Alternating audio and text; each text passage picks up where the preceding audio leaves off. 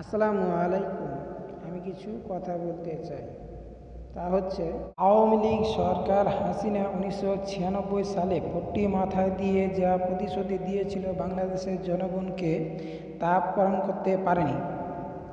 BNP সরকার খালেদা জিয়া যা প্রতিশ্রুতি দিয়েছিল সেটাও পালন করতে পারেনি। জাতীয় পার্টি এরশাদ যা প্রতিশ্রুতি দিয়েছিল বাংলাদেশের জনগণকে, সেও পালন করতে পারেনি। এখন সারা বাংলাদেশের লোক জামাতে ইসলামের দিকে চেয়ে আছে। আশা করব জামাতে আমির যা বলবেন সেটা যেন বাস্তব রূপ দেওয়ার চেষ্টা করে। তার আগে দুটি কথা বলি। এক, আওয়ামী লীগ থাকাকালীন আপনারা নির্বাচনে আসতে পারেননি। এখন আওয়ামী লীগ সরকার নাই, অতএব আপনারা নির্বাচনে আসতে পারেন।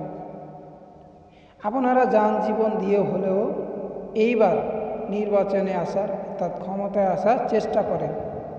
আর এইবার যদি ব্যর্থ হয়ে যান, এইবার যদি ক্ষমতায় না আসতে পারেন, তো মনে রাখবেন আগামী 50 বছরেও আপনারা ক্ষমতায় আর আসতে পারবেন না। 2 নম্বর কথা হচ্ছে, আপনারা ক্ষমতায় পাস করার পর, ক্ষমতায় আসার পর এখন যা বলছেন সেটা বাস্তব রূপ দেওয়ার চেষ্টা করবেন।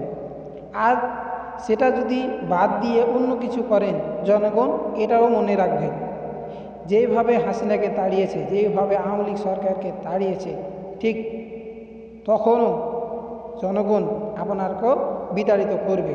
অতএব আপনারা এখন যা বলবেন ক্ষমতায় আসার পর, ঠিক সেটাই বাস্তবতার রূপদান করবেন। জামাতে আমিরকে আরও কিছু বলতে চাই। তা হচ্ছে, আপনারা আল্লাহ ও নবী রাসূলের কথা বলেন, কোরআন ও হাদিসের কথা বলেন, ইসলামের কথা বলেন।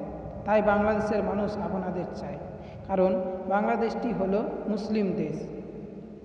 এখানকার বেশিরভাগ মানুষ মুসলমান। তারা চায় এই বাংলাদেশটা কোরআনের আইন দিয়ে চলুক। যারা আল্লাহ ও নবী রাসূলের কথা বলে তারা এই দেশটাকে পরিচালনা করুক। তার জন্য আপনাদের বাংলাদেশের মানুষ চায়। আমার আল্লামা দেলোয়ার হোসেন সাঈদী চেয়েছিলেন এই বাংলাদেশটা যেন কোরআনের আইন দিয়ে পরিচালিত হয়, এই বাংলাদেশে যেন ইসলাম কায়েম হয়ে যায়। তো আমার সাঈদী তো দেখে যেতে পারলেন না, তাই আমি আমার সাঈদীর মতো করেই বলছি, এই বাংলাদেশটা যে বা যারা আসবে তারা যেন কোরআনের আইন দিয়ে চালায়। আর এই বাংলাদেশের মানুষ একমাত্র ভরসা করে জামাতে ইসলামীর দিকে।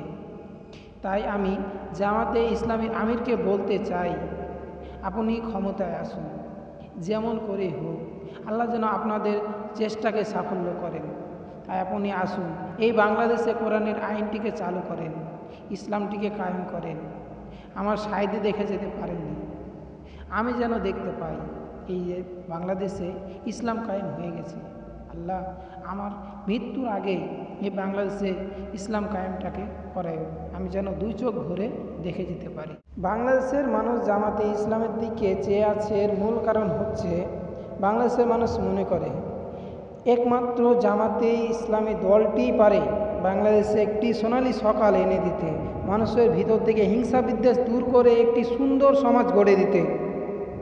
তাই জামাতে আমিরকে বলবো, বাংলাদেশের মানুষ যে আশায় আপনাদের চাই, সে আশাটা পূরণ করার চেষ্টা করিয়েন।